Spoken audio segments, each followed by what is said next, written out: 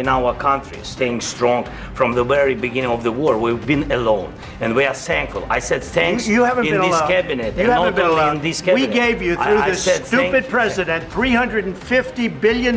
You voted we gave for you your military president. equipment, You and your voted men for are your brave, president. but they had to use our military. Yes. What about if you didn't have You our invited military me- equipment, You invited if me you to didn't speak. have our military equipment, this war would have been over in 2 weeks. In 3 okay? days, I heard it from Putin. In 3 days, this is something Maybe new. less. In 2 weeks, of course, yes. It's going to be a very hard thing to do business like this, I Again, tell you. just say thank you. El 28 de febrero del 2025 marca un hito en la historia de las relaciones diplomáticas, de la geopolítica y sobre todo centra un precedente para las futuras negociaciones en la Casa Blanca. La disputa que acabamos de ver entre el presidente Volodymyr Zelensky y el presidente de Estados Unidos, Donald Trump, llegó a niveles inimaginables. Todo esto captado por los medios de comunicación estadounidenses y de diversas partes del mundo que estaban cubriendo este momento que sería histórico. La firma del acuerdo, la cesión de los derechos de las tierras raras de Ucrania a Estados Unidos para poner fin a la guerra entre Rusia y Ucrania. Lo que ocurrió fueron gritos, disputas entre ambos mandatarios y un contrato que no fue firmado. Pero vamos a analizar en el siguiente video lo que ocurrió paso a paso, minuto a minuto y las implicaciones que tiene esto en el escenario geopolítico, en el nuevo orden económico que se está reconfigurando a través del poder y la posición de Estados Unidos como líder máximo. Como dice Donald Trump, vengo a poner orden y así se asume como el líder en este momento de todo el escenario geopolítico. La reunión entre Trump y Zelensky fue un despliegue calculado de poder, donde la humillación pública, la presión económica y la manipulación mediática se utilizaron como herramientas para redefinir el equilibrio de poder en Europa y el control de los recursos estratégicos en Ucrania. Este análisis busca desentrañar los verdaderos objetivos detrás de esta confrontación y explorar las implicaciones diplomáticas y estratégicas. Yeah. This is pastor, by the way. They stolen pastors because it's not Russian church. They stolen pastors and moved pastors to the prison. We, at the end of last year, we brought 3 pastors. We could exchange them. And this is pastor, you see. Yeah, it's tough. Yeah, so I mean this I wanted to show you and this. So thank you very much. We want to get that into, right? Yeah, of course we will. And I think we will. And Vamos con el primer momento en el que el presidente Volodymyr Zelensky arriba con una carpeta con fotografías, diversas imágenes sobre escenas perturbadoras y todos los crímenes cometidos por parte de Rusia en tierras ucranianas. Esta escena evidencia los daños y las supuestas atrocidades cometidas por Rusia.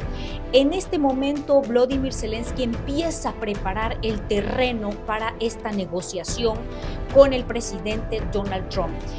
Es el momento en el que Volodymyr Zelensky ataca fuertemente a Vladimir Putin, diciendo que es un bárbaro, que es un terrorista, que es un malvado, poniéndolo ante los ojos del mundo como el peor de la historia y que tiene odio en contra del pueblo ucraniano, que quiere desaparecerlo y exterminarlo. Esa es la entrada con la que llega Volodymyr Zelensky a Donald Trump, quien se muestra indiferente y frío ante las imágenes presentadas por el presidente Volodymyr Zelensky.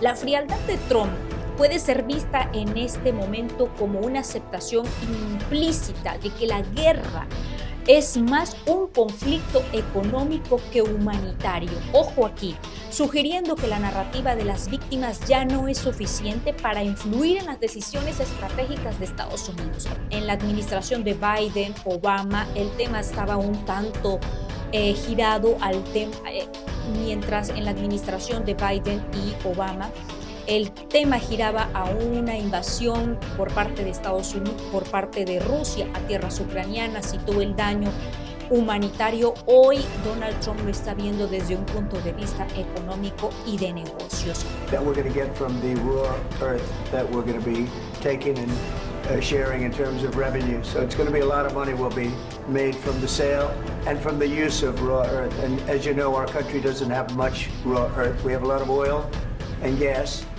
but we don't have a lot of the raw earth. And what we do have is protected by the environmentalists, but that could be unprotected, but still it's not very much. They have among the best in the world in terms of raw earth. So we're going to be using that, using it for all of the things we do, including AI, and including weapons and the military, and it's... El segundo momento clave es el acuerdo de minerales y las tierras raras.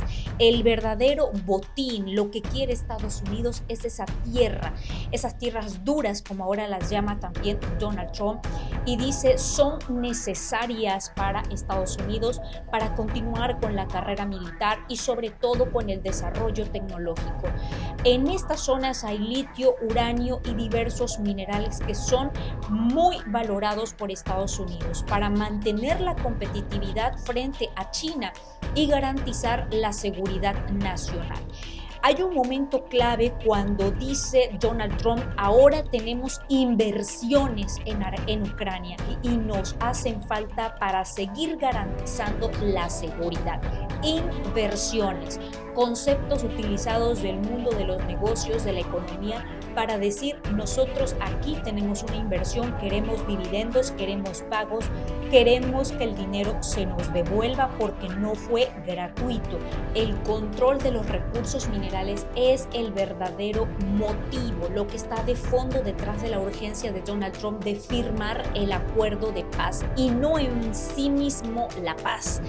¿A qué me refiero con esto? Que la insistencia en los recursos sugiere que el acuerdo de paz es más una estrategia para asegurar el control económico que una búsqueda genuina de estabilidad en la región. Trump lo que quiere es garantizar que esas tierras quedan en manos de Estados Unidos y garantizar ese retorno de la inversión que hicieron desde el 2014, cuando empezó la guerra. Puede interpretarse la insistencia de Trump en los minerales como un movimiento estratégico para impedir que China acceda a estos recursos y así limitar su expansión tecnológica. La hipótesis aquí es aislar a China de los minerales de Ucrania. Sería un golpe estratégico a largo plazo, asegurando la supremacía tecnológica de Estados Unidos. A Estados Unidos lo que menos le conviene es que nadie tome posesión de esas tierras, que Europa tenga la menor participación, que sean ellos los que lleven el control de las tierras raras, que sean las empresas estadounidenses las que se encarguen de la exploración, de la extracción y de la comercialización de las tierras raras, mientras se restringe a la Unión Europea en la intervención de las tierras raras. Por eso pone Donald Trump la presión sobre la Unión Europea al decirles tienen que invertir en seguridad, tienen que reforzar ustedes esta zona y mantener un equilibrio entre las inversiones que hace Estados Unidos y las que hace la Unión Europea, porque nosotros estamos invirtiendo más que ustedes y queremos nuestras garantías. El tercer momento clave es Europa versus Estados Unidos, la disputa por los costos de la tierra. Dice Trump, pero menos que nosotros, dieron mucho menos los europeos que nosotros en la guerra. Y es que basta con analizar los estadísticos para darse cuenta que en el tema de inversión, hablando financieramente, fue justo la Unión Europea quien dio más dinero económico a la guerra en Ucrania, pero todo el apoyo militar, el apoyo bélico fue en su mayoría de Estados Unidos, tal y como aparece en esta gráfica. Por ello dice Donald Trump, nosotros hemos dado más, porque efectivamente el armamento y todo esto tiene un costo más elevado que el simplemente haber dado el dinero, que han dado ellos dinero y armamento militar y bélico para todo este desarrollo de la guerra.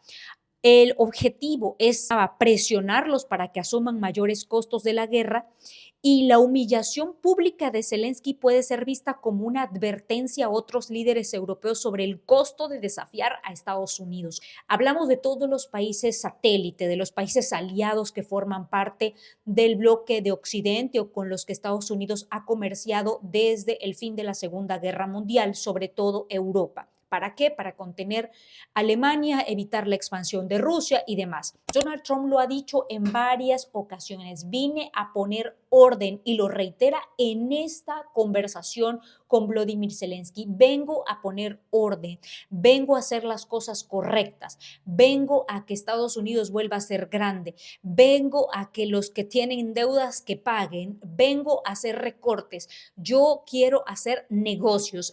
Ese es el mensaje y esa es la filosofía que trae Donald Trump detrás de toda esta estrategia. Estamos viendo el inicio de un nuevo Yalta donde Estados Unidos y Rusia redibujan el mapa de Europa sin consultar a la Unión Europea ni a la OTAN. Aquí la tesis es que la exclusión de Europa de las negociaciones sugiere un intento de crear un nuevo equilibrio de poder centrado en los recursos y no en la seguridad colectiva como se manejó después de la Segunda Guerra Mundial. El tema de la seguridad nacional, la seguridad por el mundo, fue en su momento el discurso que le permitió a Estados Unidos tener sus aliados, redibujar el orden económico, pero hoy dice lo más importante para nosotros es el tema de los recursos estratégicos, de los recursos como los minerales, las tierras raras, que eso es lo que verdaderamente importa. Hoy lo que está evidenciando esta posición de Estados Unidos es que ellos están creando una nueva forma de diplomacia, lo que siempre han hecho, pero quitándose la máscara, la careta, buscando territorio y recursos. Quien controla territorio y controla recursos tiene el poder y la capacidad de instaurar un nuevo orden económico, político e ideológico. They went from no money to $300 billion in a period of 4 years, and they gave a lot of that money away, and you see what happened, and that's a real mess also that we hope to be able to solve. Es la reprimenda a Biden y la construcción del pacificador. Esto es súper interesante. ¿Qué pasó? Espero ser recordado como un pacificador, dice Donald Trump.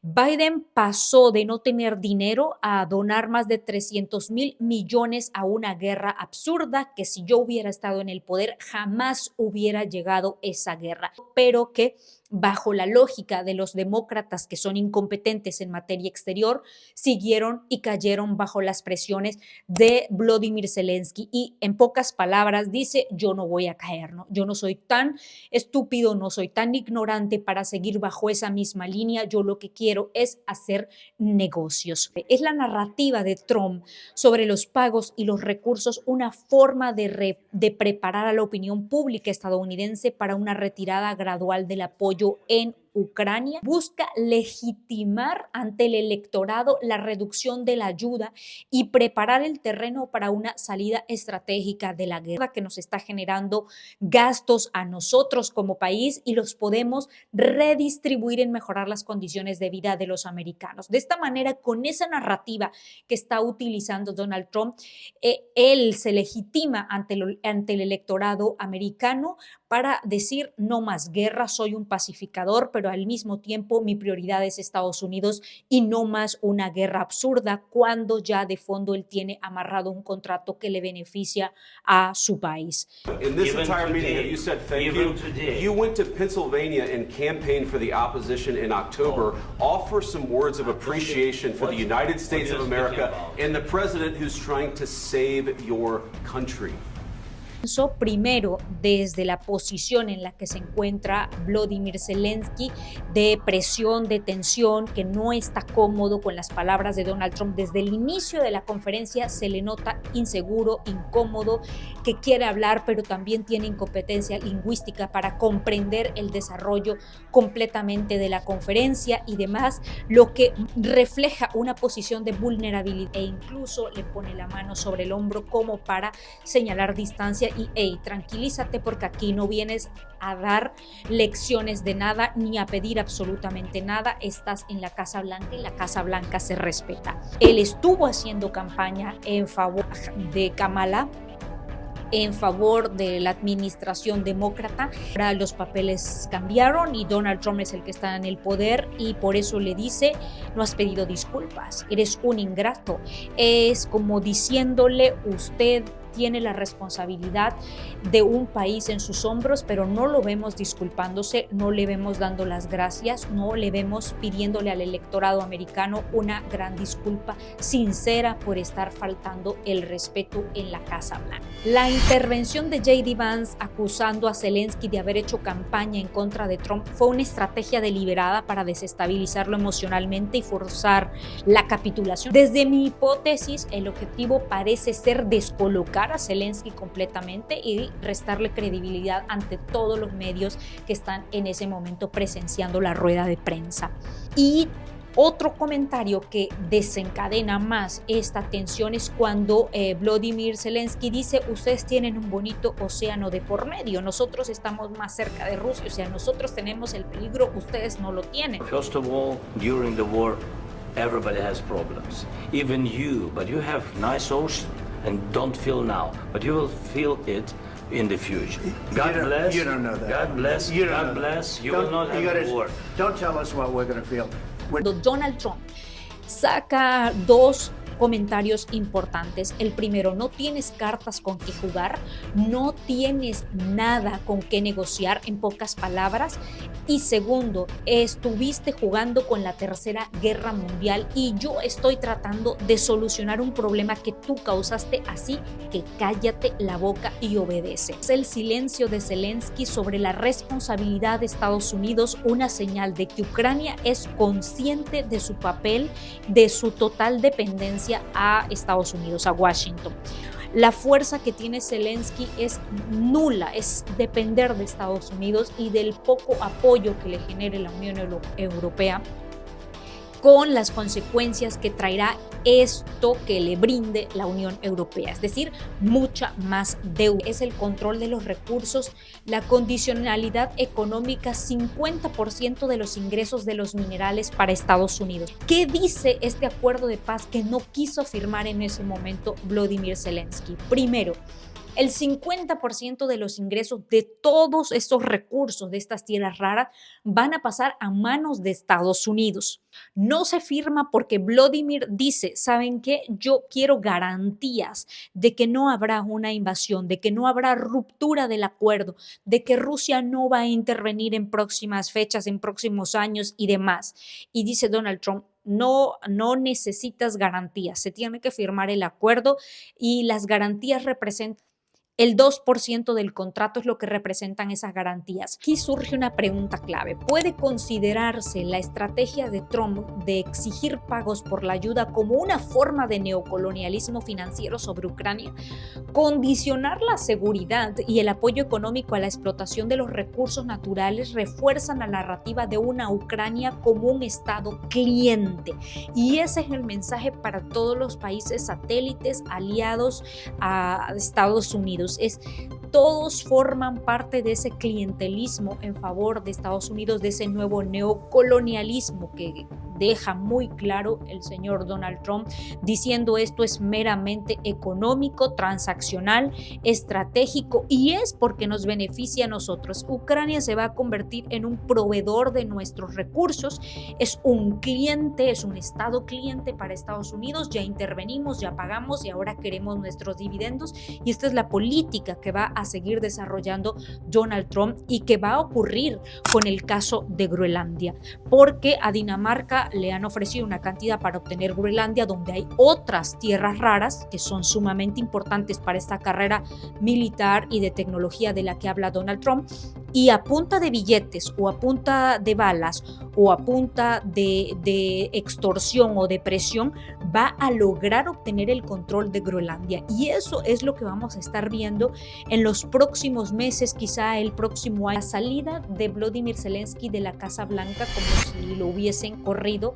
generó tanta especulación, generó tantos comentarios en redes sociales, porque se vio a un presidente Donald Trump molesto, inconforme por no haber logrado el acuerdo de paz y del convenio de minerales con Ucrania. Una vez que salió, Volodymyr Zelensky publicó en su cuenta de X que no estaba listo el presidente Volodymyr Zelensky para firmar un acuerdo de paz y que sería recibido en la Casa Blanca cuando estuviera listo para firmar el acuerdo de paz, es decir, para firmar lo que Donald Trump y la administración trumpista quiere y que beneficia a Estados Unidos sin las garantías de seguridad. Y Volodymyr Zelensky en su cuenta de X responde con 30,000 gracias para Estados Unidos, porque no le queda de otra más que seguir agradeciendo al pueblo de Estados Unidos, al presidente Trump y a todo mundo en Estados Unidos, dejando así